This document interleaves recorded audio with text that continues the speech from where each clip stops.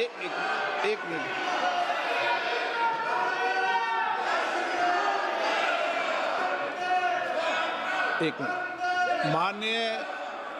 मान्य एक मिनट वेणुगोपाल जी, एक मिनट। माननीय सदस्यगण, मेरा हमेशा ये आग्रह रहा है, फिर मैं आग्रह कर रहा हूँ कि प्रश्नकाल में जो महत्वपूर्ण समय होता है वो प्रश्नकाल हम सदन में चलने दें, क्योंकि प्रश्नकाल में जहाँ सरकार की जवाब देते होती है वहाँ माननीय सदस्य अपना विषय उठाना चाहते हैं। मैं आग्रह कर रहा हूँ 12 बजे मैं आपको 2 दिन की बहस पर जो चर्चा हुई उस पर अपना विषय भी रखूँगा। सबको संपोधित धन्यवाद है। लेकिन अगर आप चाहते हैं प्रश्नकाल नहीं चलना प्रश्नकाल चलने के तैयार है, तो प्रश्नकाल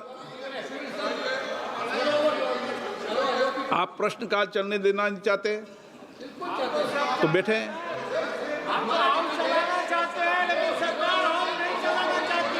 प्रश्नकाल में किसी भी माननीय सदस्य को जब मैं एज ए स्पीकर 2 दिन की सदन की सारी कार्रवाई पे धन्यवाद भी नहीं दे रहा, प्रश्नकाल महत्वपूर्ण मानता हूं, तो फिर प्रश्नकाल को चलने दें।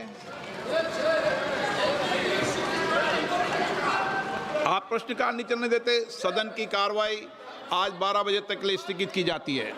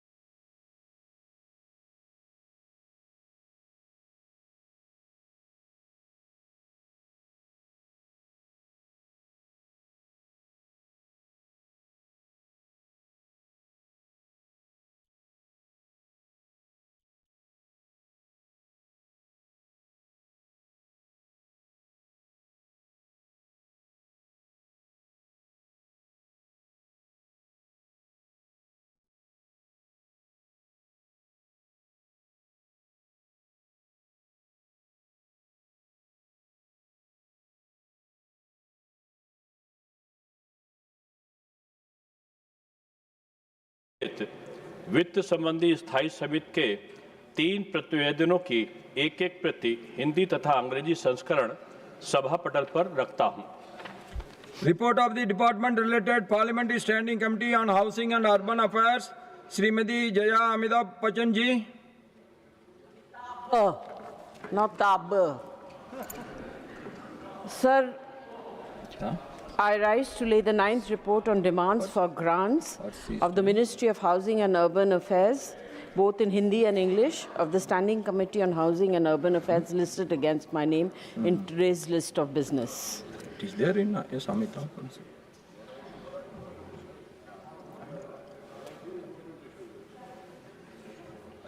Statement by Minister Dr. Chandrasekhar Pemasani ji.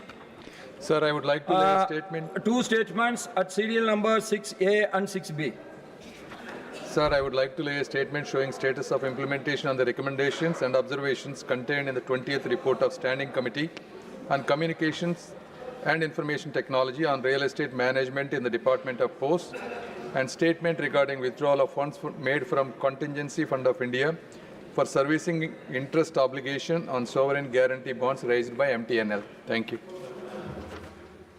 I have to inform members, I am coming, definitely I am coming to you.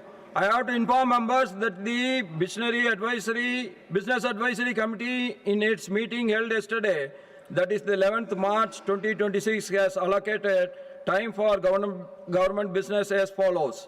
Business 1, consideration and return of the appropriation bills relating to second and final batch of supplementary demands for grants for the year 2025-26 after it is passed by the Lok Sabha, 7 hours.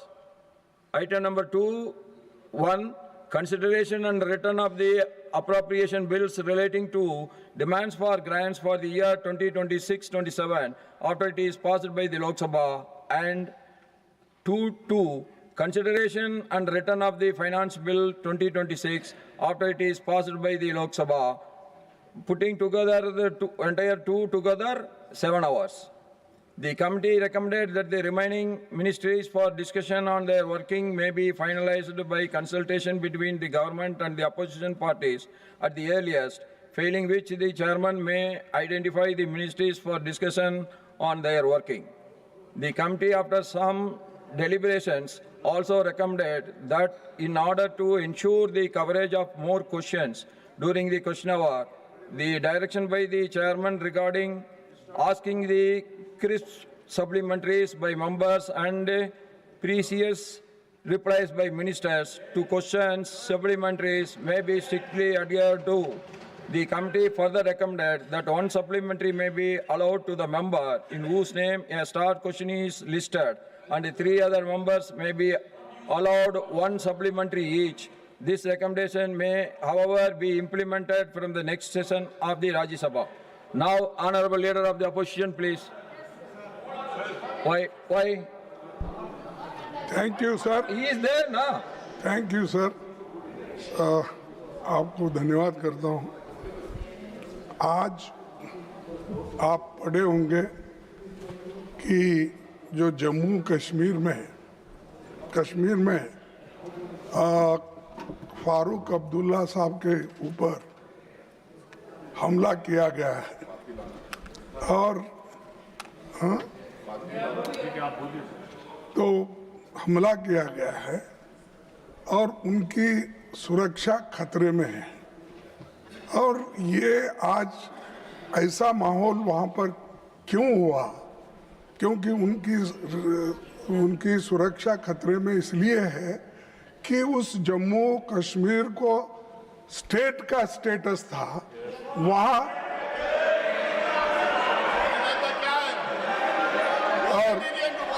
और वहाँ पर जो security है और police है. Please. बैठो जी.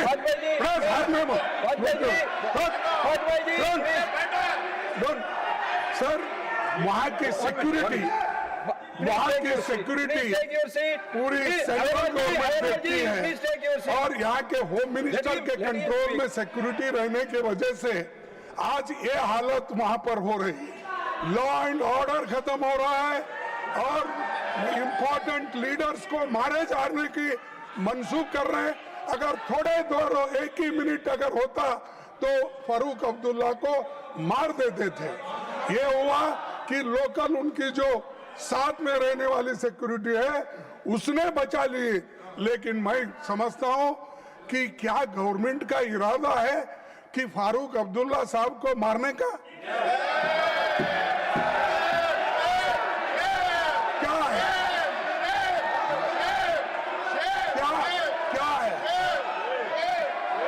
क्या आप मारने का? मैं ये पूछ रहा हूँ अगर उनको सेफगार्ड करना चाहते थे तो फुल सिक्योरिटी होना चाहिए. अगर आप वहाँ के लोगों को सिक्योरिटी नहीं दे सकते हैं, आप स्टेट गवर्नमेंट वहाँ पर बनेगी तभी लोग सुरक्षित रहेंगे. आपके हाथ में कश्मीर के लोग सुरक्षित नहीं है क्योंकि आप सब लोग मिलके एक मंसूबा कर रहे हैं जो लोग सेक्युलरिज्म पे, सोशलिज्म पे और देश को एक रखने के लिए कुर्बान कर रहे हैं वहां के लोग, उनको खत्म कर रहे हैं। Conclude. Now, honorable member of the House. इसीलिए इसकी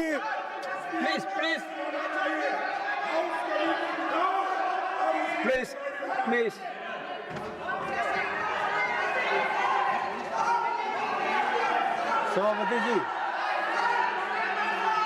सभापति जी No, you please take your seat. I asked him to respond. You please take your seat. I'm not going to allow every member to speak. Already, leader of the opposition has spoken it. You please take your seat. सभापति जी, कल जो रात घटना घटी है, जम्मू कश्मीर के वरिष्ठ नेता और देश के भी वरिष्ठ नेता श्रीमान फारूक अब्दुल्ला जी, जो कई बार मुख्यमंत्री रहे, उन पर जानलेवा हमला हुआ। ये बहुत ही चिंता का विषय है और ये बहुत ही गंभीर मामला है। भारत सरकार इस बारे में बहुत गंभीर है और मैं भारत सरकार की ओर से इस बात का विश्वास दिलाता हूं कि जितनी भी इसमें इंक्वायरी की आवश्यकता होगी वो पूरी की जाएगी और जो दोषी है जिसे पकड़ लिया गया है उसके मंसूबों को भी बहुत गहराई से उसकी जानकारी ली जाएगी और इस तरह की घटना दोबारा न हो, क्योंकि भारत सरकार हर नागरिक के जीवन की चिंता करती है और वरिष्ठ नेता फारूक अब्दुल्ला जी के जीवन की रक्षा के दृष्टि से जो आवश्यक विषय होगा वो ज़रूर किया जाएगा। ये मैं सरकार की तरफ से विश्वास दिलाता हूँ। लेकिन हर बात को राजनीतिक चश्मे से देखना और उसको पॉलिटिकल एंगल देना यह उचित नहीं है। इस विषय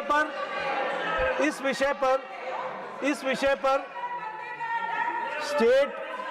स्टेटहुड नहीं मिला, इसलिए यह हुआ है। इस निष्कर्ष पर पहुंचना और सरकार पर गंभीर आरोप लगा देना कि उनके जान लेने की एक तरीके से मंसूबा है, इस तरीके का आरोप लगा देना मैं समझता हूं ये निंदनीय तो है ही, लेकिन ये जो हमारे विपक्ष के नेता ने कहा कि सरकार का मंसूबा उनके जान लेने का है। मैं इस पर यह कह सकता हूं ये कांग्रेस पार्टी के सोच का नतीजा है। और देखिए अब हम भी और मैं ये बोलना चाहूंगा कि इनके मंसूबे हमेशा इसी प्रकार के रहे हैं और जम्मू कश्मीर में डॉक्टर श्यामा प्रसाद मुखर्जी जी का Nothing will go on record except the honorable leader of the House speech. Nothing will go on record except the honorable leader of the House speech. No, I will give you another chance. Karge ji, I will give you another chance. You all please take your seat. This is not the way. It is not the way to debate. No, I will call him again.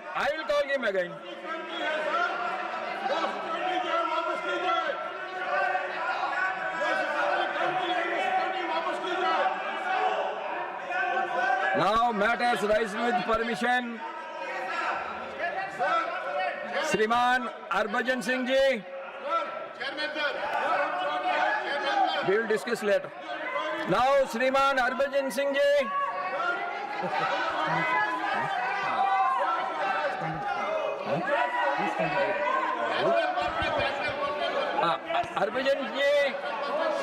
Harbhajan ji, you please start talking. You give your speech. माननीय सभापति महोदय जी, मैं आपको धन्यवाद करता हूँ। You please continue. Harbhajan ji, you please continue. Otherwise, I am going to call the other speaker. No, you speak now. Sir, मैं आपको धन्यवाद करता हूँ कि आपने मुझे एक ऐसे जरूरी मौके पे बोलने का मौका दिया है। आज मैं आपके सामने ये बात रखना चाहता हूँ कि सोशल मीडिया पर अश्लील पोर्नोग्राफी कंटेंट पर रोक क्यों ज़रूरी है। ये तकनीकी या कानूनी मुद्दा नहीं है, बल्कि हमारे समाज और नैतिकता का मुद्दा है। Nothing will go on record except Harbhajan Singh ji's बहुत speech. मौके दिए हैं कि सोशल मीडिया हमें बहुत कुछ सिखाता है और बात करने के नए नए आइडियाज़ देता है और काम करने के नए नए आइडिया देता है। लेकिन दुख की बात यह है कि इसी प्लेटफॉर्म पर I will come back to you, please. Content Please take your बहुत seat. तेजी से फैल रहा है। आज एक बच्चा कुछ ही I second will come back to you, please. You take your seat. I will come back to you. उसके I am सोचने और telling you, I समझने am के coming back तरीके to को you. खराब कर रहा है। रिसर्च से पता चलता है कि बहुत सारे बच्चे अश्लील सामग्री देखते हैं, जिससे उनके Nothing will सोचने go के on तरीके record except और Harbhajan महिलाओं के Singh ji's प्रति speech. नजरिया उनका गलत हो जाता है। यह सिर्फ व्यक्तिगत नैतिकता का मामला नहीं है, बल्कि सामाजिक सुरक्षा और मानसिक स्वास्थ्य का भी I सवाल am है। giving, please wait. माननीय सभापति महोदय जी, मैं सरल उदाहरण देना चाहता हूं कि 13-14 साल का बच्चा जो अभी जीवन के सही और गलत सीख रहा है, वो सोशल मीडिया पर लगातार अश्लील वीडियो और तस्वीरें देखता है, तो उसके मन में महिलाओं के प्रति सम्मान की भावना कैसे जाग सकती है। ऐसे कंटेंट से बच्चे को, महिलाओं को सिर्फ एक वस्तु की तरह वो देखने लग जाता है, जो समाज में अपराध और उत्पीड़न बढ़ा रहा है। दुनिया के कई देशों ने इस खतरे को समझा है और कदम उठाए हैं। फ्रांस में कानून बनाकर अश्लील वेबसाइट पर सख्त आयु जांच अनिवार्य कर दी है। नियम न मानने वाली साइट को ब्लॉक करने का अधिकार रेगुलेटर्स को दिया गया है। यूनाइटेड किंगडम ने ऑनलाइन सुरक्षा कानून के तहत का प्रावधान है। इन उदाहरणों से साफ जाहिर है कि दुनिया के विकसित देश इस सारी चीज़ को मान रहे हैं कि ये कितना खतरनाक है आने वाली समाज के लिए और अपने आने वाली पीढ़ी के लिए। भारत जैसे देश में जिसकी सभ्यता नारी सम्मान, संस्कृति और पारिवारिक मूल्यों पर आधारित है, इस विषय पर गंभीर सोच और असरदार नीति की ज़रूरत है। हमें तकनीकी उपाय करने होंगे, जैसे आयु जांच, कंटेंट की निगरानी और सख्त सज़ा, ताकि सोशल मीडिया का उपयोग सीखने और रचनात्मक कामों के लिए हो, ना कि समाज को गंदा और नुकसान पहुंचाने के लिए। अंत में मैं यही कहना चाहूँगा कि अभी वक्त की स्वतंत्रता जरूरी है, लेकिन वह समाज और बच्चों को नुकसान पहुंचाए चौधरी मोहम्मद तब रोक रमजान लगने की जी। जरूरी है। सर सारा हाउस जानता है कि कल एक मैरिज फंक्शन में डॉक्टर फारूक अब्दुल्ला साहब गए थे और उस मैरिज फंक्शन में पॉइंट ब्लैंक रेंज पर उस पर फायर किया गया है। जो उसके पास एसपीजी का कवर था, No running commentary, और please. जो उसके अपने वर्कर्स आसपास थे, ये उनकी मेहरबानी है कि उन्होंने उसको ओवर पावर किया, उस एसएलएंट को, और उसको बचाया, उसकी जिंदगी बची। लेकिन अफसोस की बात यह है, जो रियासती पुलिस थी वो कहीं नहीं थी। शर्म करो। और इस इंसिडेंट में डिप्टी चीफ मिनिस्टर साहब जो ऑनरेबल फारूक साहब के साथ थे, वो जख्मी हो गए। इन स्पाइट ऑफ दैट उन्होंने उस एसएलएंट को ओवर पावर किया, डिप्टी चीफ मिनिस्टर ने, और उसके जो साथी थे अपनी गाड़ी में भर दिया और अब फिर थाने में गए, उसको थाने में बंद करवा दिया। मैं ये कहना चाहता हूँ, ये पुलिस गई कहाँ थी? मैं ये कहना चाहता हूँ कि रियासत में कोई सिक्योरिटी का नहीं है। आपने पहलगाम भी देखा, एलजी ने ओन किया कि मैं रिस्पॉन्सिबल हूँ उस इंसिडेंट का, उसके बाद भी कुछ भी नहीं हुआ। आज जब डॉक्टर फारूक अब्दुल्ला साहब, जिसकी कंट्रीब्यूशन है, 3 बार चीफ मिनिस्टर रहे, और 90s में रियासती जम्मू कश्मीर खो गई थी, ये डॉक्टर फारूक साहब की ही मेहरबानी है कि उन्होंने उसको कश्मीर को फिर से नेशनल मेन स्ट्रीम में लाया। अगर इंसिडेंट आज होता तो सारा कश्मीर टर्मोइल में फिर जाता है। रियासत को मिलनी चाहिए, स्टेटहुड वापस मिलना चाहिए, और डॉक्टर फारूक अब्दुल्ला साहब की जो सिक्योरिटी है उसको अपग्रेड किया जाना चाहिए। ये मेरी गुजारिश है इस सदन से।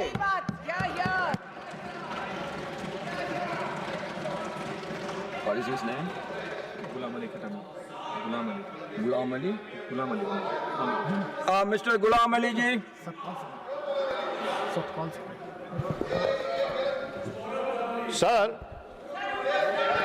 Sir, you sent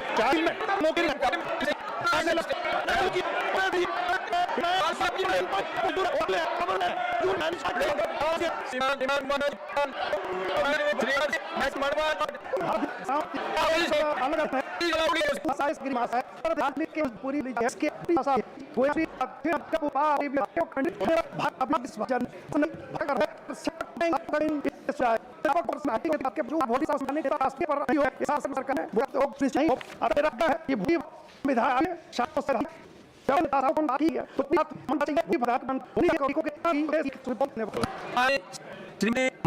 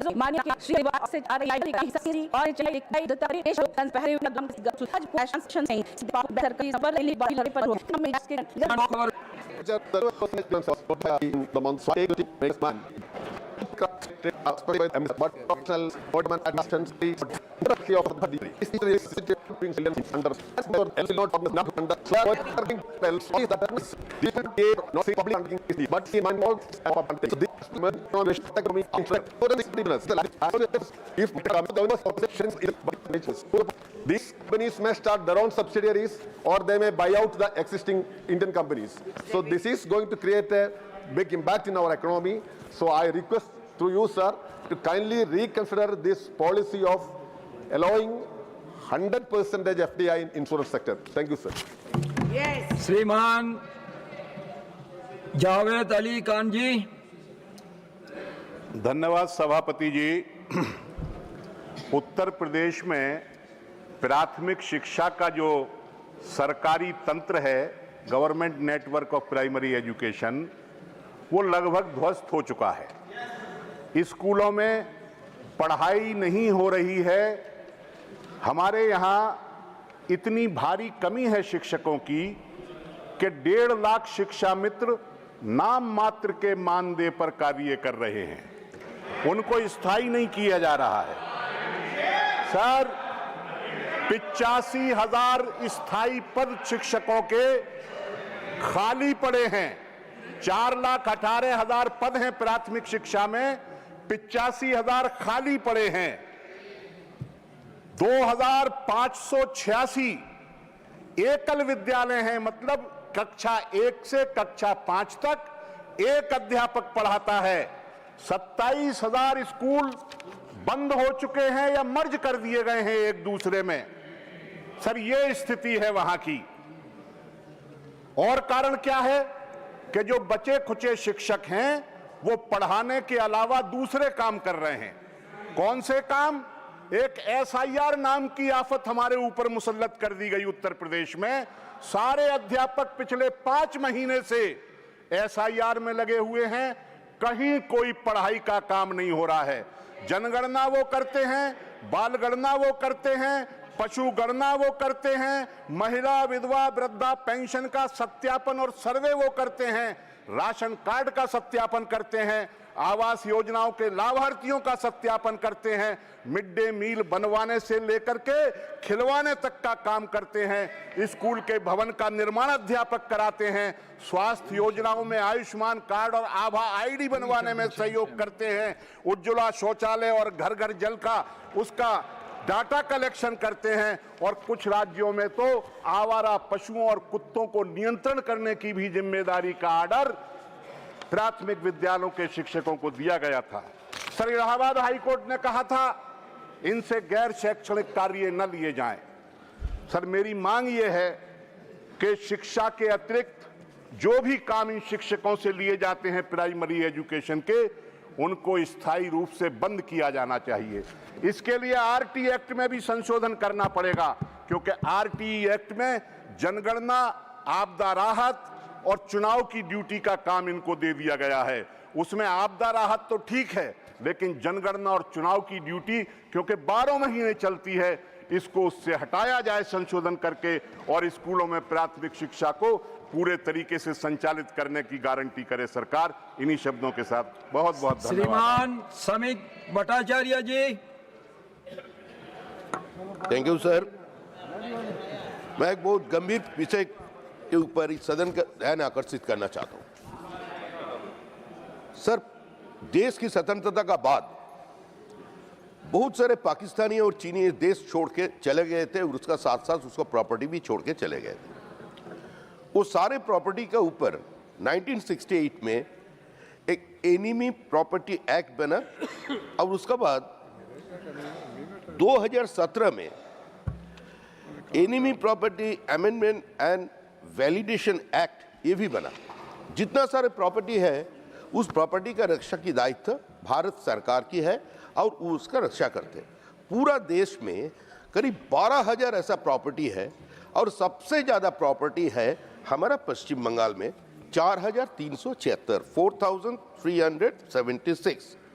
out of it 4,320 Pakistani है एंड 56 चाइनीज का है। तो इसी समय पिछले 2 सालों से सरकार की रोजगार इसमें से हुआ 70 लाख रुपया।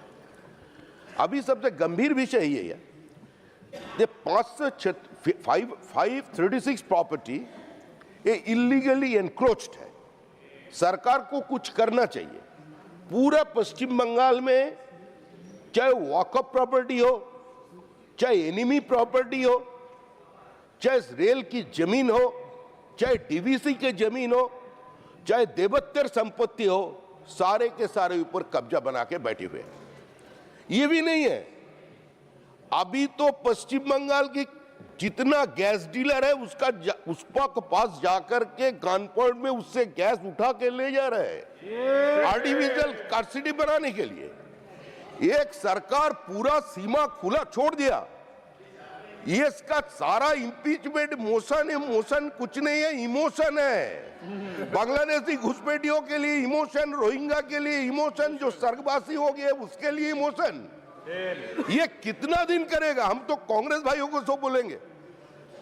हमारा जयराम रमेश जी बहुत कुछ किया बोटानिकल गार्डन, हमारा नेशनल बोटानिकल गार्डन के लिए, उसका नाम भी बदला।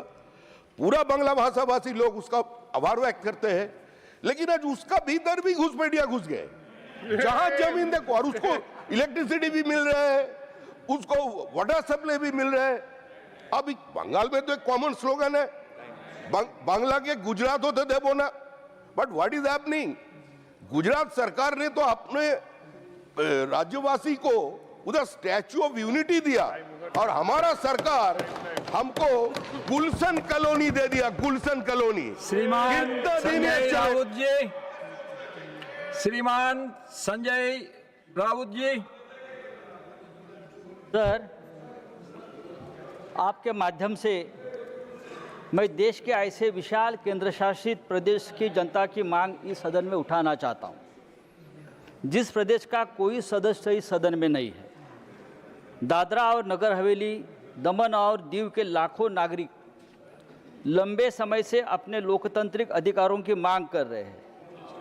और उनकी मांग क्या है कि दादरा नगर हवेली और दमन दीव को एक विधानसभा दे दो और अधिकारी राज जो है, रेड टेप राज जो है, उनके बेड़ियों से हमें मुक्त कर दो। अपने खुद का भविष्य निर्माण करने की ये मांग है। माननीय सभापति महोदय, वर्ष 2014 में गृह मंत्रालय की संसदीय समिति ने इस केंद्र शासित प्रदेश में विधानसभा के गठन की सिफारिश की थी। इस समिति ने अपने रिपोर्ट में न केवल गृह मंत्रालय को बल्कि राज्यसभा को भी सौंपी थी, लेकिन 12 साल बीत जाने के बाद भी यह सिफारिश धूल फांक रही है। क्या यह लोकतंत्र के प्रति हमारी कमिटमेंट पर सवाल नहीं उठाता? सर, आज इस क्षेत्र में विधानसभा का अभाव एक गंभीर समस्या बन चुकी है। चुने हुए जनप्रतिनिधि यानी नगर पंचायत, जिला पंचायत को शक्तिहीन कर दिया है और सारी सत्ता जो प्रशासनिक अधिकारी है उनके हाथों में केंद्रित हो रही है, जो अपने हिसाब से नियम कानून बनाते हैं और स्थानिक जनप्रतिनिधि को पूछते तक नहीं। विधानसभा न होने के कारण इस क्षेत्र का राज्यसभा में कोई प्रतिनिधि नहीं है। क्या आप उसे उचित समझते हैं कि भारत के एक हिस्से को संसद के उच्च सदन में अपनी आवाज़ उठाने का अधिकार ही न मिले?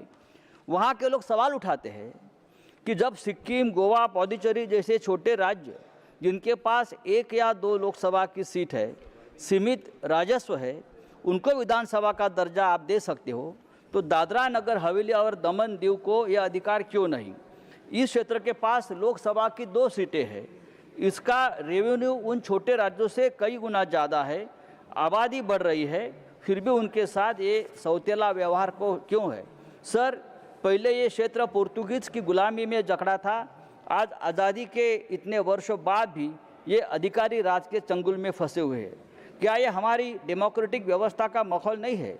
लोग कहते हैं कि हमें इन परिस्थितियों से निकालकर संवैधानिक अधिकार दे दो, और उनका यह कहना बिल्कुल सही है। मैं केंद्र सरकार से पूछना चाहता हूँ, इस क्षेत्रों को विधानसभा देने में तकलीफ क्या है? अगर छोटे छोटे और राज्य हैं, उनको आप केंद्र शासित प्रदेश होने के बावजूद विधानसभा देते हो, तो दादरा नगर हवेली, दमन दीव के साथ ऐसा व्यवहार आप क्यों करते हो? वहाँ के लोगों को भी डेमोक्रेसी का पूरा लाभ पाने में वो हकदार है।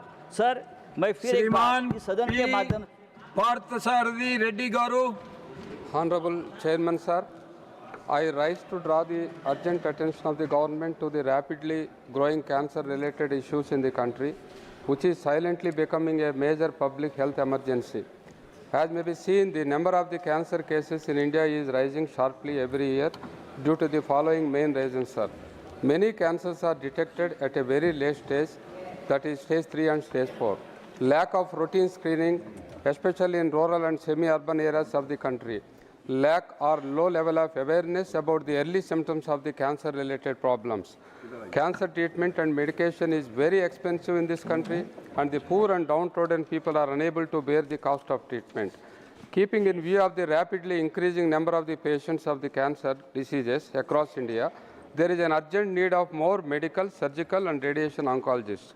Most of the advanced centers are located in cities like Delhi, Bombay, and Hyderabad, and cancer-related patients, especially from rural parts of the India, are constrained to travel long distances for the treatment.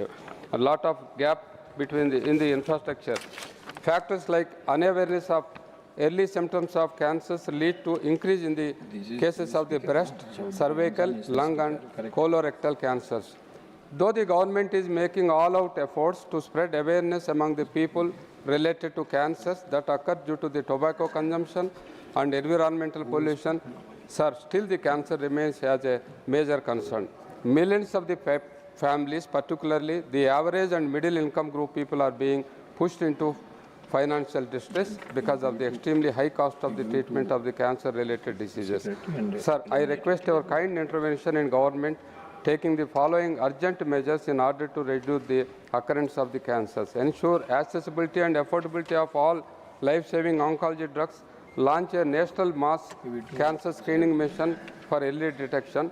Design an apt policy to support and encourage not-for-profit hospitals by way of providing grant in aid for costly surgical and diagnosis equipments. I therefore request the government to treat this issue as a national priority and take immediate action in this regard, sir. Nip the evil in the bud. Honorable Chairman, sir, I am glad to inform this August House through you that as part of my philanthropic activities, I have established South India's biggest not-for-profit ultra-modern 1,500-bedded cancer hospital in Hyderabad, namely Sindhu Hospital. I appeal all the members of this August House, please visit and to utilize such facility by referring the patients who are underprivileged irrespective of their socio-economic background to Sindhu hospitals. We are ready to serve them, sir. Thank you very much.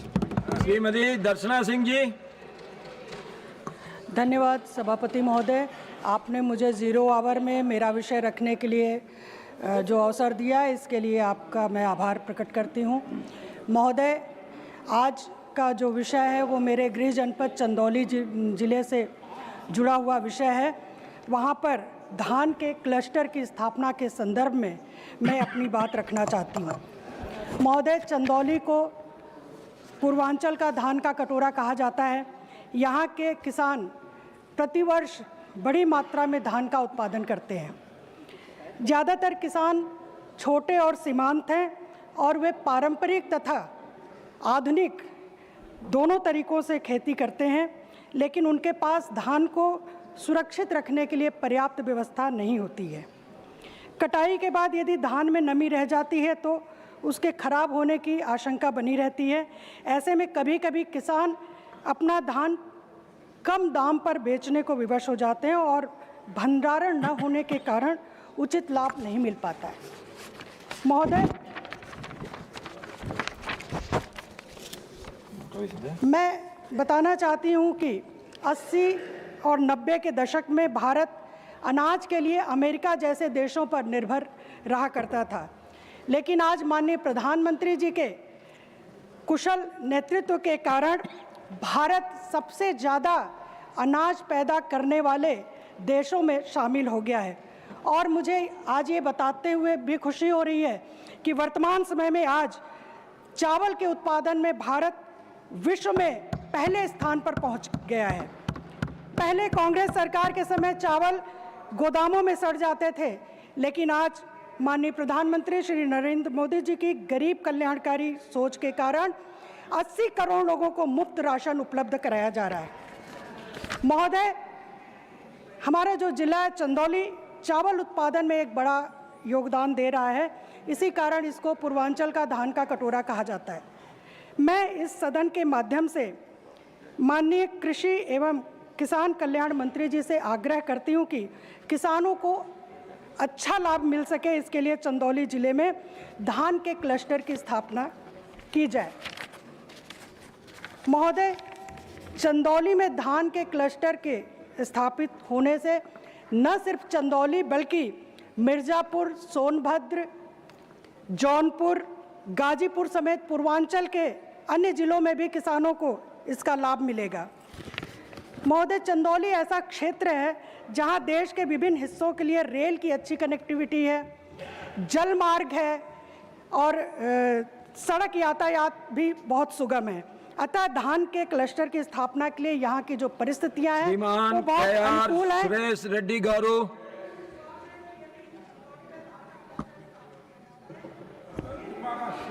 Thank you, Chairman, sir. This is a request for permanently banning the paraquat dichloride, Chairman, sir, which is this herbicide is highly poisonous. It is killing our constituents, destroying rural health, poisoning the soil, water and air that our farming communities depend, sir. This herbicide is used for weed control. And this herbicide is easily available across all the pesticide stores in our country and including online stores like Amazon and Flipkart. Most of the suicides in our country which are committed, they are using paraquat, sir.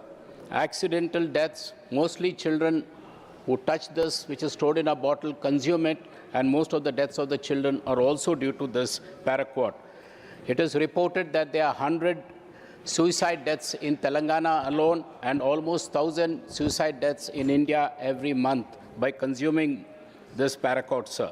Telangana High Court recently has directed state and central governments to respond to this issue. Chairman, sir, even in Miraj, Maharashtra, reports are 50 deaths every month which are occurring there due to this paraquat. Unfortunately, there's no antidote for this paraquat. Normally, such herbicides are banned when they do not have an antidote.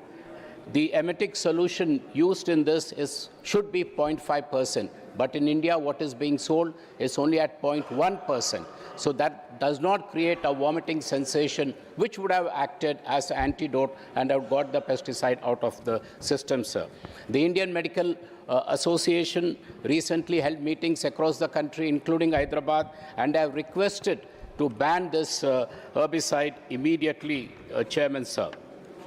Sir, 74 countries across the globe have withdrawn from the market of this paraquat, including big markets like China, Brazil, EU and UK, and also our neighboring countries like Bangladesh and Sri Lanka. Government should order deregistration and ban of paraquat dichloride under the Insecticides Act of 1968. Establish a paraquat victim relief fund to support families who died or suffering long-term damages.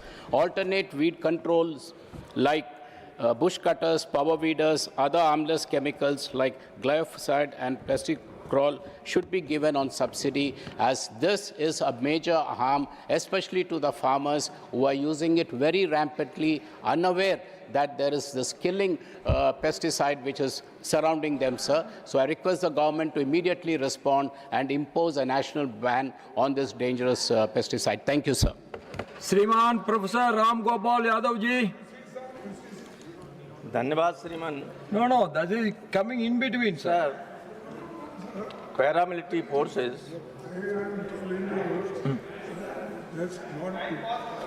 Give mic, please. This shirt is separate. No, that But is that slide. shirt Slide is coming. Purely, Standard photo is coming.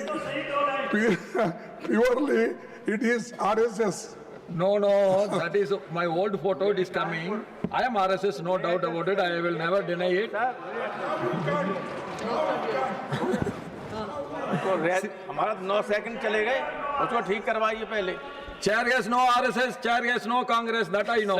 Sir. He said it looks like RSS. Yes, I was an RSS. Yes. बढ़ जाएगा। हाँ बढ़िए। Sir, सारे लोग जानते हैं। No, please. Paramilitary forces संसद से लेके सीमा तक, औद्योगिक संस्थानों से लेके हवाई अड्डे और अन्य सारे महत्वपूर्ण लोगों की सेवा में रहते हैं। लेकिन दुखद बात यह है, वो अपने जीवन को भी देते हैं, तमाम शहीद होते हैं, लेकिन उनकी सेवा शर्तें इतनी खराब हैं कि जो असिस्टेंट कमांडेंट हो जाता है वो 10 साल तक डिप्टी कमांडेंट नहीं बन सकता। मजबूरन इन संगठनों को सुप्रीम कोर्ट में जाना पड़ा और सुप्रीम कोर्ट ने 23/5/25 को ये फैसला दिया कि ये फोर्सेज जो हैं वो ग्रुप ए के कार्यकारी कैडर अधिकारी 86 से संगठित ग्रुप ए की सेवा में माने जाएंगे। और ये भी कहा कि सेवा भर्ती नियमों में सभी परिणामी लाभों सहित 6 माह के भीतर आवश्यक संशोधन किए जाएं। 6 माह के भीतर कैडर समीक्षा पूर्ण की जाए। 2 वर्षों के भीतर महानिरीक्षक स्तर तक प्रतिनियुक्त पदों में चरणबद्ध संख्यक कमी की जाए। इस पर जब कुछ नहीं किया, गृह मंत्रालय पुनः रिव्यू कर दिया वहाँ सुप्रीम कोर्ट में। रिव्यू की याचिका को मुख्य न्यायाधीश सूर्यकांत जी की पीठ ने 28/10/25 को निरस्त कर दिया। फिर भी गवर्नमेंट ने कुछ नहीं किया। बाध्यकारी फैसला था, सुप्रीम कोर्ट के आदेश को पर लागू नहीं जब किया तो फिर इन संगठनों को कंटेम्प्ट में जाना पड़ा। पहली तारीख पड़ी 10/2/26, 10 फरवरी को। उसमें गवर्नमेंट की तरफ से एडिशनल सॉलिसिटर जनरल ने ये कहा पीठ के सामने कि सरकार इस विषय में वैधानिक हस्तक्षेप पर विचार कर रही है। ये इतना निराशाजनक है सारे फोर्स के लिए।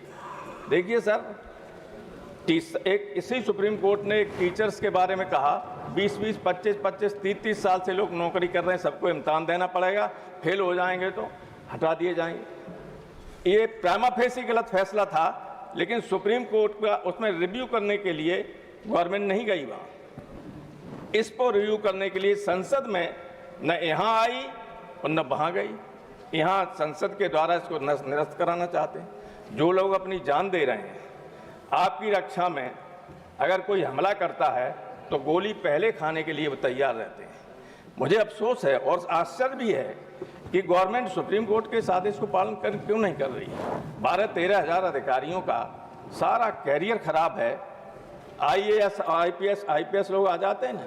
ये मुझे दुख के साथ कहना पड़ता है कि जो IAS और IPS लॉबी है वो श्रीमती धर्मशीला गुप्ता जी, हमारा काम खत्म हो गया, कर दिए, बोलने दिया जाए, पूरा काम नहीं करने दिया। हम ये चाहते हैं ये डॉटेड लाइन पर न करें। माननीय गृह मंत्री जी से मेरा अनुरोध है आपके माध्यम से कि सुप्रीम कोर्ट के फैसले को लागू कराएं और देश की सेवा में अपनी जान देने वाले अधिकारियों के लिए। श्रीमती धर्मशीला गुप्ता जी। धन्यवाद। मैं आपके माध्यम से सरकार का ध्यान बिहार के एक अत्यंत महत्वपूर्ण विषय की ओर आकर्षित करना चाहती हूँ। आने वाले महीनों में देश के कई हिस्सों में भीषण गर्मी और लू की आशंका व्यक्त की जा रही है, जिसका प्रभाव विशेष रूप से बिहार के दक्षिणी जिलों पर पड़ सकता है। बिहार राज्य के दक्षिणी भाग जैसे गया, औरंगाबाद, नवादा, जमुई, बांका और जहानाबाद जिला में लगभग हर वर्ष गर्मियों के दौरान जल संकट और सूखा जैसी स्थिति उत्पन्न हो जाती है। मौसम विभाग के आंकड़ों के अनुसार कई वर्षों में बिहार में सामान्य से काफ़ी कम वर्षा दर्ज की गई है। उदाहरण के लिए राज्य में सामान्य वर्षा लगभग 1137 मिलीमीटर मानी जाती है, जबकि एक वर्ष में केवल लगभग 554 मिलीमीटर वर्षा दर्ज हुई है, जो सामान्य से काफ़ी कम है। इसी प्रकार कुछ वर्षों में राज्य में लगभग 26% तक वर्षा की कमी दर्ज की गई है, जिससे कृषि और जल उपलब्धता दोनों प्रभावित हुए हैं। दक्षिण बिहार के कई जिलों में तो स्थिति और अधिक गंभीर हो जाती है। उदाहरण के लिए औरंगाबाद और गया जिला जैसे क्षेत्रों में औसत वार्षिक वर्षा लगभग 950 से 1000 मिलीमीटर के आसपास रहती है, जो राज्य के कई हिस्सों की तुलना में कम है। कई बार मानसून के दौरान भी इन जिलों में 12% से 40% तक वर्षा की कमी दर्ज की गई है, जिससे किसानों को गंभीर कठिनाइयों का सामना करना पड़ता है। इसके अतिरिक्त अपर्याप्त वर्षा और अत्यधिक गर्मी के कारण इन जिलों में भूजल स्तर भी 10 से 20% तक गिरने की रिपोर्ट सामने आई है, जिससे पेयजल संकट और बढ़ जाता है। माननीय सभापति महोदय, इस स्थिति का सबसे अधिक प्रभाव किसानों, ग्रामीण गरीबों और पशुपालक पर पड़ता है। यदि समय रहते प्रभावी कदम नहीं उठाए गए तो आने वाले महीनों में भीषण गर्मी के कारण इन क्षेत्रों में जल संकट और अधिक गंभीर रूप ले सकता है। अतः मैं सरकार से आग्रह करती हूं कि दक्षिण बिहार के जल संकट ग्रस्त जिलों के लिए विशेष जल संरक्षण और प्रबंधन योजना बनाई जाए और संभावित जल संकट को देखते हुए इन जिलों के लिए पेयजल और सिंचाई परियोजनाओं हेतु विशेष केंद्रीय सहायता पैकेज प्रदान किया जाए। धन्यवाद। श्रीमान पागा वेंकट सत्यनारायण गारू। Sir, thank you, Honorable Chairman, sir, for giving me an opportunity. I rise to draw the attention of the August House to the urgent need for the greater accountability and responsibility regarding to the corporate social responsibility funds. As far as the Companies Act which has been stipulated, the profits which has been incurred for the particular company, at least 2% of the profits should be spent for the social responsibility. As the statistics of the government has clearly shows that under the financial year of 2023-24, nearly 34,908 crores of rupees have been allocated for under this provision. But in the common public, what actually the talk was, the profits were vested to the producers and the pollution was left to the public. So for curtailing the pollution, though there are so many laws were also made, the profits which has been actually acquired by the companies, the producers, they are not utilizing for cleaning, or they are not utilizing for rectification the atmosphere which has been polluted, which has been drawn by the particular companies. So in this regard, I urge the government through you to make a special laws regarding to the profits which has been acquired by those companies may be spent exclusively for rectification of the mistakes which has been committed by the industries through by way of cleaning the air pollution or other things. Though the pollution control boards were there, a number of laws were there, in spite of lapses on the part of their funds, they are submitting their reports to the concerned judicial system that in spite of these things which has been sustained to the public, they will be rectified in the forthcoming years, and in such a manner they are almost all postponing the every issue. So I urge through you to this government, let the monies or the funds which has been acquired by the companies should be exclusively utilized for cleaning of the clean pollution, so that the responsibility, the correct social responsibility may be utilized in this regard. Thank you, sir. Thank you for giving me this opportunity. श्रीमान महेंद्र भट्ट जी। महोदय, मैं आज के शून्यकाल के दौरान लोक महत्व के निम्नलिखित अवलंबनीय विषय को उठाना चाहता हूँ। देश के विभिन्न राज्यों, विशेषकर हिमालयी राज्यों उत्तराखंड, हिमाचल प्रदेश और मध्य भारत के जंगलों में गर्मियों के दौरान वनाग्नि की घटनाएं एक गंभीर आपदा का रूप ले चुकी हैं। भारतीय वन सर्वेक्षण की हालिया रिपोर्ट के अनुसार भारत का लगभग 36% वन क्षेत्र आग के प्रति संवेदनशील है। आग के कारण बहुमूल्य वन संपदा, जैव विविधता, वन्य जीवों को भारी विनाश हो रहा है। वनाग्नि से न केवल लकड़ी का नुकसान होता है, बल्कि मिट्टी की उर्वरता और जल स्रोतों पर भी प्रतिकूल प्रभाव पड़ता है। इसका सीधा असर स्थानीय समुदाय की आजीविका पर पड़ता है।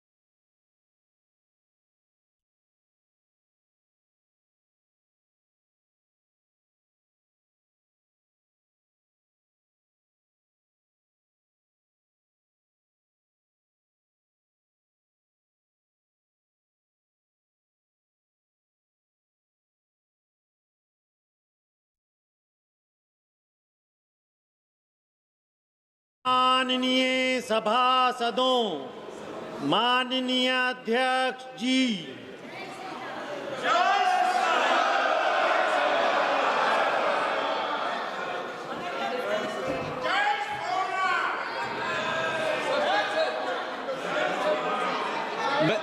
मैं व्यवस्था दूंगा।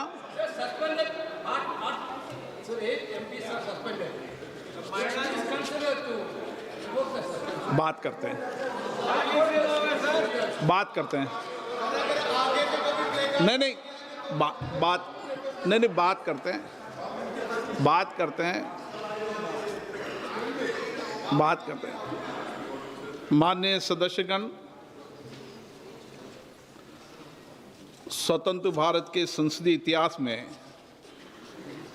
तीसरी बार लोकसभा अध्यक्ष के विरुद्ध अविश्वास के प्रस्ताव के संकल्प पर सदन में 2 दिन माननीय सदस्यों ने 12 घंटे से अधिक चर्चा रही।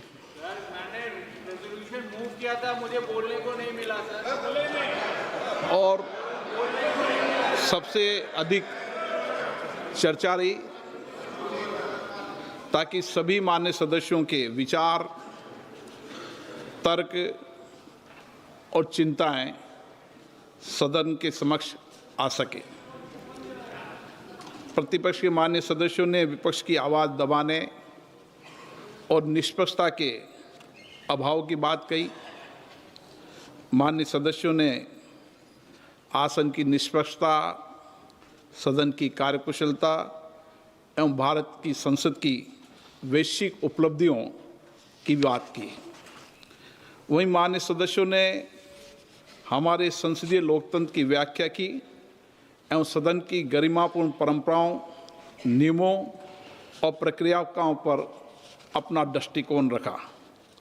माननीय सदस्यगण, ये सदन भारत के 140 करोड़ नागरिकों की संप्रभु इच्छा का प्रतिनिधित्व करता है। यहाँ उपस्थित प्रत्येक सदस्य लाखों नागरिकों के जनादेश को लेकर आते हैं और हर माननीय सदस्य नागरिकों की समस्याओं, अभावों, कठिनाइयों को दूर करने तथा उनकी अपेक्षाएं, आकांक्षाओं, उम्मीदों को पूर्ण करने की आशा भी साथ लेकर आता है।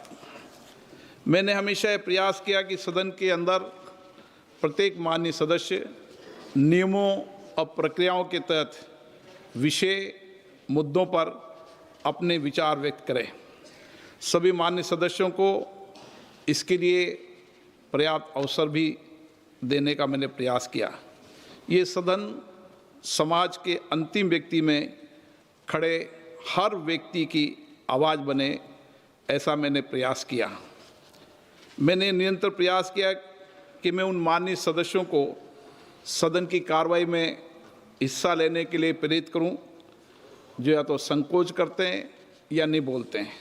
मैंने दोनों कार्यकाल में समय समय पर जो भी माननीय सदस्यों ने विचार नहीं किया, मैंने चैम्बर में बुलाकर उनको आग्रहपूर्वक किया कि वह सदन में अपनी बात रखें, अपनी क्षेत्र की आवाज़ को रखें, क्योंकि सदन में बोलने से लोकतंत्र का संकल्प मजबूत होता है, सरकार की जवाबदेही भी तय होती है।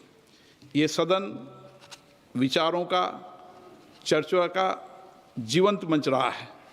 हमारे संसदीय लोकतंत्र में सहमति असहमति की महान परंपरा हमेशा से रही है। माननीय सदस्यगण, जब हमारे संविधान निर्माताओं ने स्वतंत्र भारत के लिए संविधान का निर्माण किया, तब उन्होंने गहन विमर्श और अनुभव के आधार पर संसदीय लोकतंत्र की व्यवस्था को अपनाया और आज दुनिया के अंदर संसदीय लोकतंत्र की व्यवस्था ही शासन चलाने की सर्वश्रेष्ठ पद्धति है। इस व्यवस्था में संसद केवल कानून बनाने का मंच न होकर राष्ट्र की लोकतांत्रिक चेतना का केंद्र बिंदु भी है। भारतीय संविधान के आर्टिकल 93 में अध्यक्ष के निर्वाचन का प्रावधान है। मुझे इस पावन सदन ने दूसरी बार अध्यक्ष पद का दायित्व और अवसर दिया। मैंने हमेशा ये प्रयास किया कि सदन की कार्रवाई निष्पक्षता, अनुशासन, संतुलन और नियमों के साथ संचालित हो। सदन में सभी को साथ लेकर सामंजस्य से व्यवस्था एवं कार्यकुशलता बनाए रखने के लिए मैंने मेरे दायित्व को निभाया।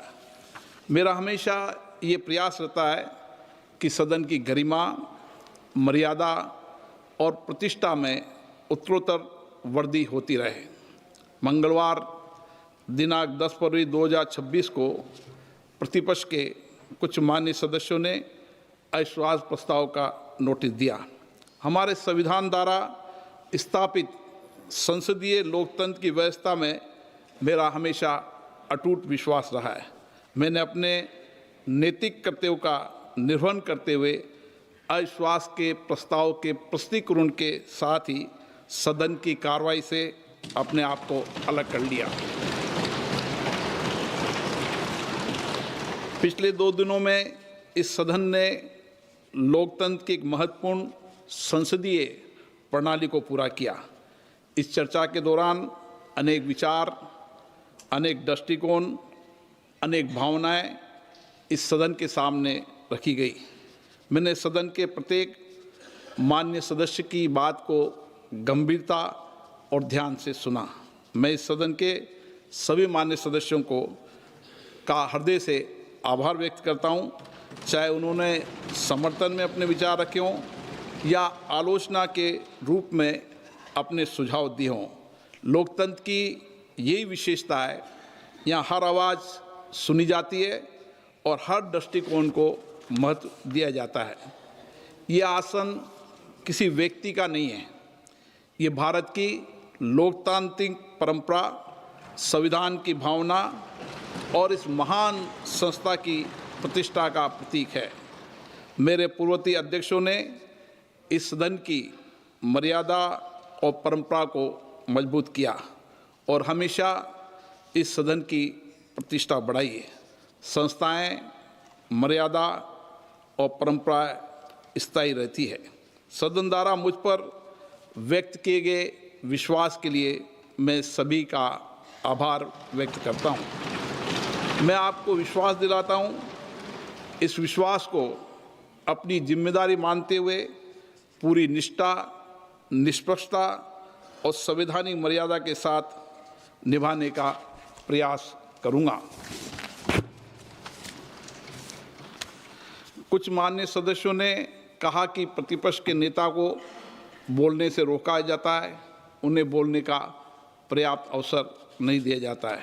मैंने इस पावन पीठ को स्पष्ट करना चाहता हूं, चाहे सदन में नेता हो या चाहे प्रतिपक्ष के नेता हो या कोई मंत्रीगण हो, कोई भी सदस्य हो, सभी मान्य सदस्यों को सदन के अंदर नियमों के तहत, प्रक्रिया के तहत ही बोलने का अधिकार निहित है। कुछ मान्य सदस्यों का यह भी मानना था कि प्रतिपक्ष के नेता सदन से ऊपर उठ करें किसी भी विषय पर बोल सकते हैं, ये किसी को विशेषाधिकार नहीं है। मैं स्पष्ट करना चाहता हूं, सदन के नियमों से चलता है। सदन के कार्य संचालन नियम सदन द्वारा बनाए गए हैं, न सरकार ने न प्रतिपक्ष ने। ये नियम मुझे विरासत में मिले हैं और इस सदन में सभी सदस्यों के लिए नियम समान रूप से लागू है। सदन में जब भी लोकमत के किसी विषय को, चाहे माननीय प्रधानमंत्री जी हो या माननीय मंत्रीगण हो, उनको भी अगर वक्तव्य देना होता है तो नियम 372 के तहत अध्यक्ष से पूर्व अनुमति प्राप्त करनी होती है। उसके नोटिस के बाद ही वह अपने वक्तव्य दे सकते हैं। किसी माननीय सदस्यों को नियमों से परे जाकर बोलने का विशेषाधिकार इस सदन में नहीं है। हमारे देश में लोकतांत्रिक संस्थाओं की गरिमा, मर्यादा और इसके नियमों का सम्मान की एक समृद्ध परंपरा रही है। मैं आपके समक्ष इस सदन के कुछ माननीय पूर्व अध्यक्षों का निर्णय भी उल्लेख करना चाहता हूं। 1957 में माननीय राष्ट्रपति जी के अभिभाषण पर धन्यवाद बोलते हुए जब स्वर्गीय अटल बिहारी वाजपेयी जी ने जम्मू और कश्मीर से संबंधित कुछ फोटोज को अपने द्वारा की गई बात के प्रमाण के तौर पर सदन के सामने रखना चाहा, तो इसी चेयर ने व्यवस्था दी कि ऐसा करने से पहले उस डॉक्यूमेंट को पहले स्पीकर को दिखाया जाए, फिर वो निर्णय लेंगे। और अटल जी ने सदन का सम्मान किया, अध्यक्ष के निर्देशों की पालना की। 1 मार्च 1958 को जब माननीय सदस्य श्रीमती रेणु चक्रवर्ती ने किसी एक गैर सरकारी दस्तावेज को सदन के पटल पर रखना चाहा, तो चेयर के द्वारा ये कहकर नामंजूर कर दिया कि स्पीकर के बिना दिखाए आप सभा पटल पर ये पत्र नहीं रख सकते। 26 मार्च 1958 को एक मान्य सदस्य श्री SM बनर्जी ने अपनी बात के समर्थन में पत्र के साथ कोई कोट करना चाहा, तो माननीय उपाध्यक्ष महोदय ने ये कहकर मना कर दिया कि ऐसा करने से पहले आपको चेयर को दिखाना जरूरी होगा। ऐसे कई सारे प्रकरण हैं, चाहे लोकसभा में हो चाहे राज्यसभा में हो, जब बिना चेयर की परमिशन के किसी दस्तावेज को सदन के पटल पर या कोट करने की अनुमति नहीं दी गई है। ऐसी पुरानी परंपरा भी रही है। अध्यक्ष परेड के निर्णय से कोई भी मान्य सदस्य व्यक्तिगत रूप से सहमत या असहमत हो सकता है, परंतु सदन के नियम, प्रक्रिया, परंपराओं को लागू करना मेरा दायित्व है, कर्तव्य है।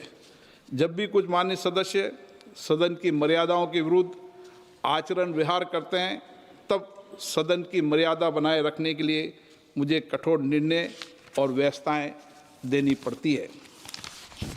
सदन की चर्चा के दौरान एक माननीय विद्वान सदस्य ने संविधान के आर्टिकल 105 के तहत संसद के सदस्यों को बोलने की आज़ादी, फ्रीडम ऑफ स्पीच के अधिकार की बात कही। मैं इस सदन के समक्ष हमारे संविधान के आर्टिकल 105 एक को पढ़कर इस संबंध में स्थिति स्पष्ट करना चाहता हूँ। 105 इस संविधान के उपबंधों और संसद की प्रक्रिया का विनियमन करने वाले नियमों और स्थायी आदेशों के अधीन रहते हुए संसद की फ्रीडम ऑफ स्पीच होगी। अर्थात हमें संसद में बोलने की आज़ादी तो है, परंतु सदन द्वारा स्वीकृत प्रक्रिया, नियमों एवं स्थायी आदेशों के अधीन है। नियम 352 के 11 के उपनियमों में मान्य सदस्यों के लिए विस्तृत निर्देश अंकित है। सदन में बोलते समय किन किन बातों का ध्यान रखना चाहिए, किस प्रकार के तथ्य और किस प्रकार के वाक्यों को नहीं बोलना चाहिए।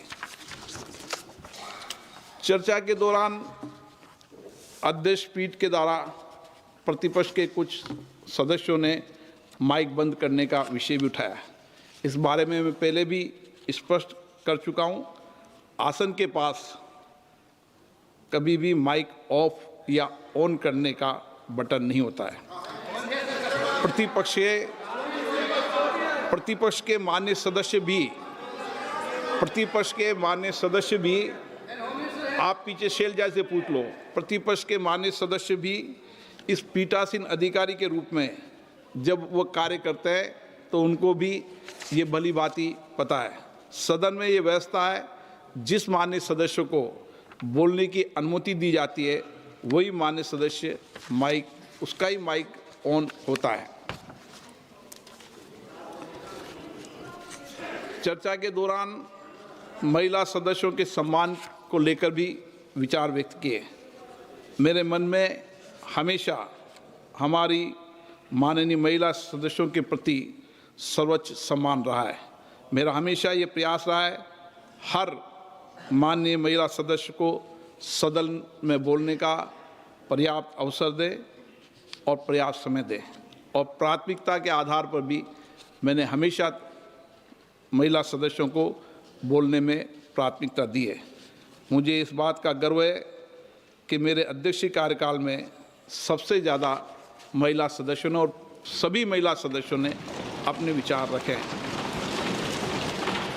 परंतु जिस प्रकार से प्रतिपक्ष की कुछ मान्य सदस्य वेल क्रॉस कर ट्रेजरी बेंच की तरफ जाकर नारेबाजी कर रही थी, बैनर दिखा रही थी, उससे निश्चित रूप से अप्रत्याशित स्थिति बन सकती थी, और इस अप्रत्याशित स्थिति की संभावनाओं को टालने एवं व्यवस्था बनाए रखने की जिम्मेदारी मेरी थी। इसीलिए मैंने सदन के नेता को सदन में बोलने का नहीं आने का आग्रह किया। ऐसी प्रतिकूल स्थिति में सदन की व्यवस्था और प्रतिष्ठा बनाने के लिए जो उचित था वह मैंने किया। माननीय सदस्यों से ये भी कहा गया कि प्रतिपक्ष के माननीय सदस्यों को पर्याप्त अवसर नहीं मिलता। 17वीं 18वीं लोकसभा के संसदीय कार्रवाई के आधिकारिक आंकड़े उजागर करते हैं कि संख्या बल पर देखा जाए तो भी प्रतिपक्ष के मान्य सदस्यों को राष्ट्रपति अभिभाषण पर, धन्यवाद प्रस्ताव पर, बजट पर, महत्वपूर्ण विधेयकों पर, विशेष चर्चाओं पर, प्रश्नकाल और शून्यकाल के दौरान आवंटित समय से अधिक बोलने का अवसर मिला है। ये तथ्य 2 दिनों की चर्चा में कई बार सदन की पटल पर आ चुके हैं। मेरी तो हमेशा कोशिश रहती है चाहे देर रात तक मुझे बैठना पड़े, और मैं जब सदन में सुबह आता हूँ, सदन के अंतिम सदस्य के रूप में सदन से जब ही जाता हूँ जब सब माननीय सदस्यों को मौका मिले। और मैं हमेशा ही प्रयास करता हूँ कि चाहे एक माननीय सदस्य अकेला हो या उसके दल का एक सदस्य हो, उसको भी पर्याप्त अवसर, पर्याप्त मौका मिले। और मुझे खुशी है, जो भी सदस्य बोलना चाहता था सबको मैंने 1 वर्ष के अंदर ही सबको बोलने का अवसर दिया, बुलाकर कहा कि आप बोले। कोई भी ऐसा माननीय सदस्य है जो बोलना चाहता हो और मैंने अवसर नहीं दिया, ऐसा कोई उदाहरण सदन के पटल पर नहीं रख सकता। कुछ माननीय सदस्यों ने निलंबन का विषय उठाया, अभी भी उठाया। मेरा हमेशा प्रयास रहा है कि मैं किसी सदस्य का निलंबन नहीं करूं। मेरा दल से ऊपर उठकर भी मेरे सभी सदस्यों से व्यक्तिगत संबंध आज भी है, और पुराने कार्यकाल से व्यक्तिगत संबंध रहे, लेकिन सदन की व्यवस्था बनाए रखने की जिम्मेदारी भी मेरी है। और इसीलिए जब मैं इस तरीके का कठोर या सदन इस तरह के कठोर निर्णय करता है तो निश्चित रूप से मेरा मन दुखी होता है। परंतु हमें विचार करना होगा, ऐसी स्थिति क्यों उत्पन्न हुई, इस सदन में निलंबन जैसे कठोर निर्णय क्यों लेने पड़े। मेरा हमेशा जब भी मैं आता हूँ सदन में कोशिश करता हूँ कि सदन की मर्यादा बनी रहे, प्रतिष्ठा बनी रहे, और मैं आग्रह भी करता हूँ। और जब भी सदन में चाहे प्रश्नकाल हो या नियोजित तरीके से गतिरोध पैदा करना हो, जब भी मैं आग्रहपूर्वक कहता हूँ कि सदन में बैठें, चर्चा करें, लेकिन जब सदन के सदस्य नहीं मानते तो सदन स्थगित करना पड़ता है। माननीय सदस्यगण, वर्ष 1997 में भी आज़ादी के जब 50 वर्ष हुए थे, उस समय भी सदन की मर्यादाओं, गरिमा पर चर्चा हुई। 2001 में भी इसी तरीके से उस समय के तत्कालीन अध्यक्ष बालयोजी जी के नेतृत्व में एक पीठासीन अधिकारियों का सम्मेलन हुआ, जिसमें देश भर के मुख्यमंत्री आए, पीठासीन अधिकारी आए, मुख्य सचेतक आए, चीफ व्हिप आए, और एक लंबी चर्चा हुई और सबने सर्वसम्मति से संकल्प लिया कि सदन में नारेबाजी नहीं करना, इश्तिहार नहीं दिखाना, पत्तों को नहीं फाड़ना और अवैध मुद्राओं का प्रदर्शन आदि चीज़ों पर एक सामूहिक संकल्प हुआ। और उस समय के तत्कालीन सरकार, अटल जी माननीय प्रधानमंत्री थे, प्रतिपक्ष की नेता माननीय सोनिया गांधी जी थी। उन्होंने तो यहाँ तक कहा कि व्यवधान कम से कम करने के लिए सदन के बीचों बीच बेल पे आने पर पूर्णतः रोक लगानी चाहिए। इस मूल नियम के उल्लंघन पर स्वतः ही कड़ी अनुशासनात्मक कार्रवाई की जानी चाहिए। उन्होंने ये भी कहा कि वह दृढ़ता से ये महसूस करती है कि राष्ट्रपति के अभिभाषण के समय किसी प्रकार के व्यवधान की अनुमति नहीं दी जानी चाहिए। ऐसा स्पीकर सम्मेलन में भी, जहाँ सभी दलों की सरकार होती है, वहाँ भी हम ये कोशिश करते हैं कि सदनों की मर्यादा प्रतिष्ठा बनी रहे। हम उच्च सदन हैं, हम जितनी मर्यादा परंपराएं बनाए रखेंगे, नीचे पंचायत स्तर तक लोकतांत्रिक संस्थाओं में उतनी मर्यादा बनी रहेगी, उतनी चर्चा अच्छी होगी, संवाद होगा, उससे ही परिणाम निकलेंगे। और इसीलिए मतभेद हो सकते हैं, अलग अलग दल, अलग अलग विचारधारों से हम आते हैं, मतभेद भी हो सकते हैं, सहमति असहमति भी होती है, लेकिन लोकतंत्र में व्यवस्था बनाने की जिम्मेदारी हमारी है। हमें अच्छा नहीं लगता कि मैं बार बार कहूँ कि तख्तियाँ, नारे लगाना, कागज़ फाड़ना, मेजों पे चढ़ना, ये संसदीय लोकतंत्र की परंपरा नहीं है। आप अगर उसको भी उचित मानते हैं तो आपकी विचारधारा हो सकती है, लेकिन सदन और देश इस मत से सहमत नहीं है। मेरा तो मानना है कि हमें सदन में अच्छी परंपराओं और परिपाटियों और सदन की मर्यादा को बनाने का प्रयास हमेशा करना चाहिए, क्योंकि इस सदन का सब देश देखता है और सदन के अंदर लोगों का विश्वास हो, भरोसा रहे। लाखों लोग अपेक्षा आकांक्षा करते हैं, इसलिए विश्वास भरोसा बनाए रखने के लिए मैं फिर आग्रह करूंगा कि हमें सदन की मर्यादा, प्रतिष्ठा, गरिमा बनाने के लिए सामूहिक संकल्प भी लेना चाहिए और सामूहिक विचार विमर्श भी करना चाहिए। पिछले 2 दिनों की चर्चा में कई मान्य सदस्यों द्वारा संसद में 22 भाषाओं में अनुवाद, डिजिटल टेक्नोलॉजी के उपयोग, research support, capacity building, P20, CSPO के सफल आयोजन जैसे फ्रेंडशिप ग्रुप जैसे विषयों की उपलब्धि की बात की। ये मेरी उपलब्धि नहीं है, ये सदन की उपलब्धि है और सामूहिक प्रयासों की उपलब्धि है। और जब भी मैं दुनिया के जितने भी देशों में जाता हूँ, वहाँ के राष्ट्रमंडल के अध्यक्षों से भी मिलता हूँ, तो मुझे गर्व होता है भारत के लोकतंत्र पर, भारत के संविधान पर। और ये मैंने अभी CSPO के सम्मेलन में भी देखा और कई बार मैंने इसको महसूस भी किया। और इसीलिए विश्व भर में भारत की लोकतंत्र की प्रतिष्ठा बने, ये हमें प्रयास करना चाहिए। और मैं ये भी बता दूं कि 125 से ज़्यादा लोकतांत्रिक देश यहाँ पर हमारी प्राइड संस्था जो प्रशिक्षण देती है, वो हमारी लोकतांत्रिक प्रक्रियाओं, परंपराओं, हमारी समितियों के सिस्टम को देखने आती है और प्रशिक्षण प्राप्त करती है। माननीय सदस्यगण, सदन के संचालन हेतु सदन द्वारा बनाए गए नियमों की पालना करना हम सभी सदस्यों का व्यक्तिगत और सामूहिक जिम्मेदारी है, परंतु कुछ माननीय सदस्य नियमों की अवहेलना करते हैं, सदन के संचालन में व्यवधान करते हैं। ऐसे सदस्यों को समय समय पे मुझे मार्गदर्शन भी देना पड़ता है, उन्हें चेतावनी भी देनी पड़ती है, क्योंकि ये मेरे स्पीकर का दायित्व है।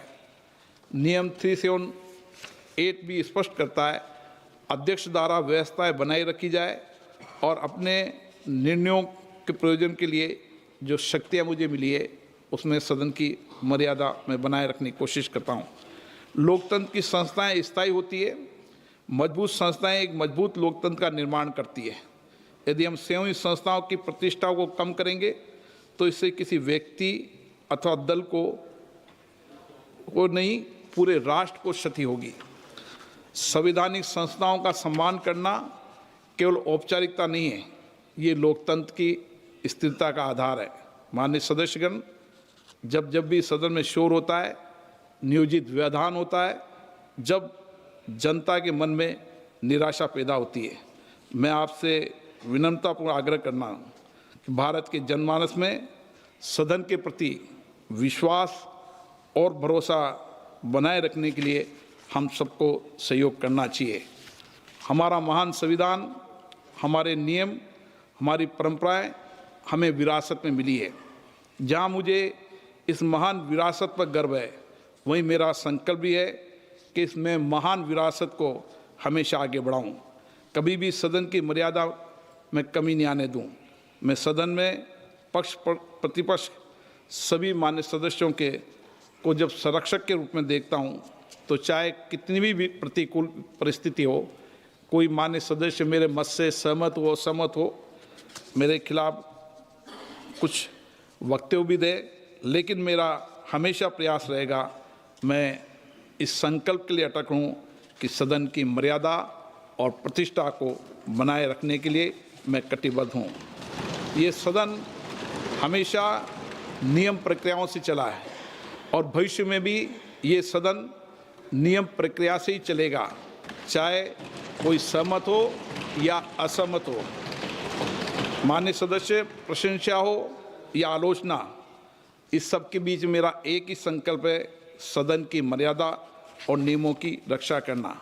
हम केवल संविधान के शब्दों का ही नहीं, बल्कि संवैधानिक नैतिकता यानी कॉन्स्टिट्यूशनल मोरालिटी का भी पालन करें। आइए हम सब मिलकर नए सकारात्मक, रचनात्मक, अध्याय की शुरुआत करें, राष्ट्र के निर्माण में, राष्ट्र की सेवा में अपना योगदान करें, इस सदन को आगे चलाएं। और मैं तो ये भी कहता हूं कि जो 2 दिन सदन की इस विशेष चर्चा पे हमारा समय नष्ट हुआ है, उसको हम आगे कैसे लोगों की अपेक्षाएं, आकांक्षाओं को पूरा कर सकते हैं।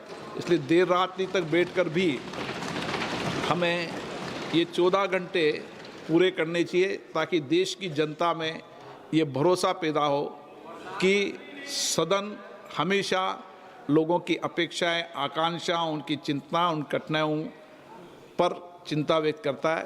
मैं माननीय सदस्यों से आग्रह करता हूं कि वह सदन की मर्यादा बनाए रखने और अध्यक्ष पीठ का सहयोग करने का प्रयास करें। माननीय सदस्यगण, मुझे कई माननीय सदस्यों द्वारा कुछ विषयों पर स्थगन की सूचना प्राप्त हुई है। मैंने आज किसी भी स्थगन प्रस्ताव की सूचना तक की अनुमति नहीं दी गई है। सभा पटल पर रखे जाने वाले पत्र आइटम नंबर 2 श्रीपद यशो नाइक जी। अध्यक्ष महोदय, मैं आपकी अनुमति से आज की कार्यसूची की क्रम संख्या 2 पर मेरे नाम के सामने सूचीबद्ध दस्तावेजों को सदन के पटल पर रखता हूँ।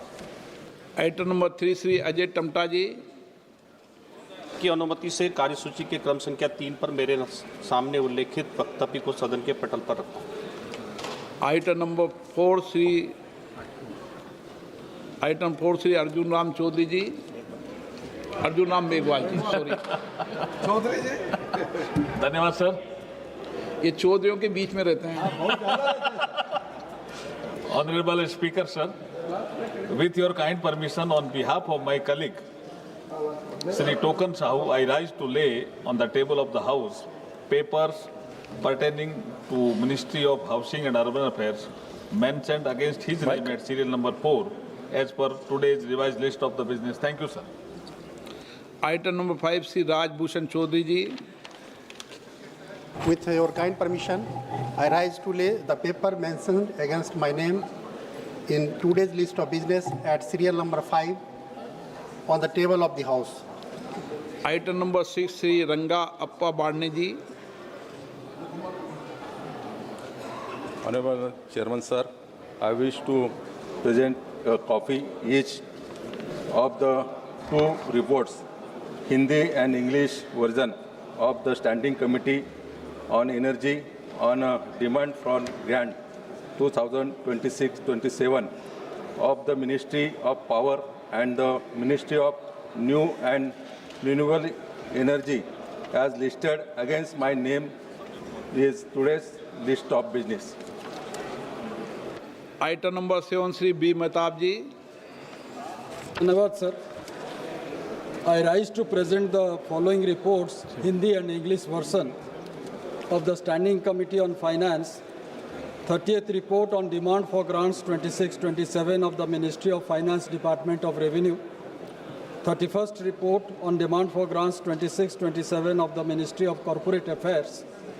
32nd report on demand for grants 26-27 of the Ministry of Finance, Department of Financial Services in today's order paper. Thank you, sir. Item number 8 Shri M Srinivas Reddy ji. Honorable Speaker sir, I rise to present the 9th report on demands for grants 2026-27 of the Ministry of Housing and Urban Affairs, Hindi and English versions of the Standing Committee on Housing and Urban Affairs listed against my name in today's list of business, sir. Thank you. Item number 9 Shri Anurag Singh Thakur. Well, Speaker sir, with your permission, I rise to present the 19th report, Hindi and English version of Ministry of Coal, Standing Committee on Coal, Mines and Steel as listed against my name in today's list of business. So the But LOP has given a notice. We have already given an adjournment motion. जो notice, जो note issue. Please allow LOP to raise that issue. This is on LPG crisis. Then, please. मैंने प्रतिपक्ष के नेता का notice मुझे मिला है। मैंने माननीय मंत्री जी को उस विषय पर अवगत करा दिया है। जब माननीय मंत्री जी रहेंगे, जब हम चर्चा करें।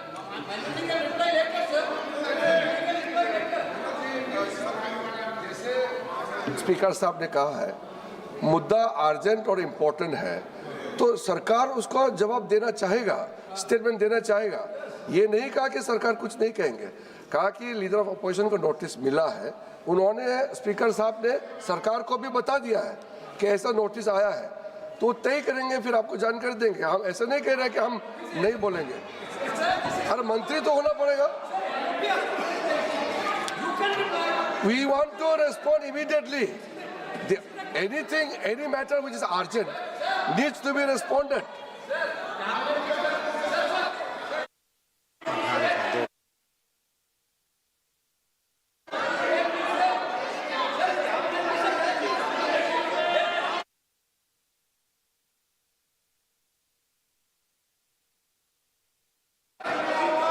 माननीय सदस्य, प्लीज पोस्टर को बंद कर दो।